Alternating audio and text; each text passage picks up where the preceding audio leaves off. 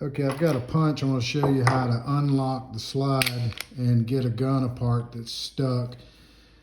Sometimes you have to work with it a little bit, but this is the first thing I do to help me get the gun apart. So I'm going to either hold the slide back, because sometimes they won't go far enough to lock back, and just have to expose that striker and hold it, or have someone else hold it and get under this striker sleeve and open it up.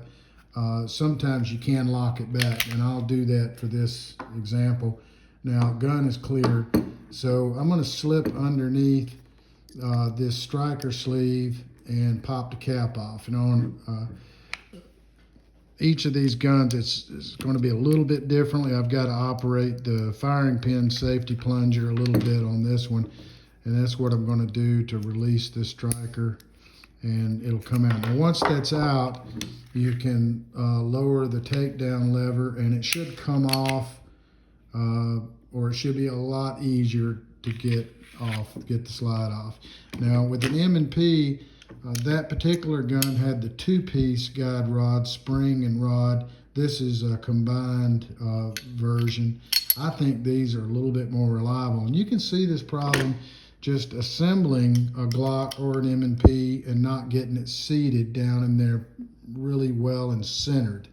Okay, once I've got that done, then pretty much you fix the gun. And so I'm going to get back under this, I'm going to put the striker back in and get under this channel liner or sleeve, nylon sleeve. I'm going to have to depress the firing pin safety, and I'm going to get under that and pull it forward while I reinstall this cap. See if I can do that. I forgot to put my glasses on. So that's pretty much blind. And then you can function check the striker and the safety plunger, make sure that's all working properly and that the striker feels nice and smooth forward and back. Make sure this is pressed in and centered. If you have any trouble with your competition version, you might want to, if you're shooting factory ammo, there's no reason not to go back for about $24, I think, put the regular one back in. But I'm back going. It's working perfect. Same with the GLOCK. Every once in a while something like this happens with a GLOCK. The only difference is you don't have to mess with the firing pin plunger, and it all works the same, except for when you put the cap back on the GLOCK. Oops, gotta be real careful not to send that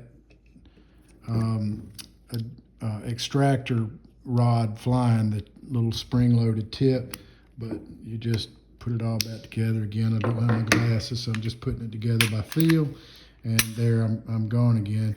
Now this particular one has, at the very moment I used this as a spare in competition last weekend, so I put the competition two-piece spring in there, see?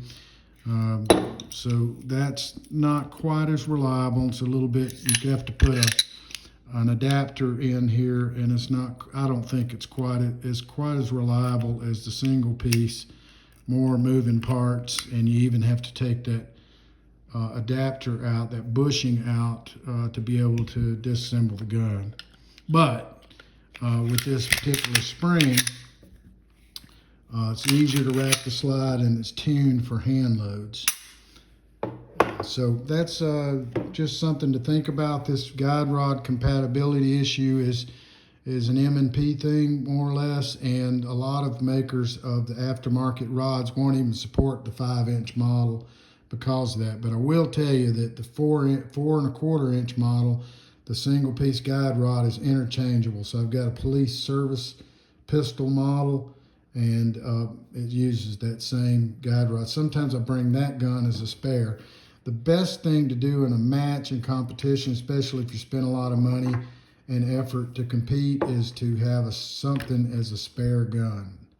All right, spare gun, spare holster, spare mags, mag pouch. You need a whole spare rig, even a spare belt, just in case something blows out and you don't ruin your efforts. Hope that helps.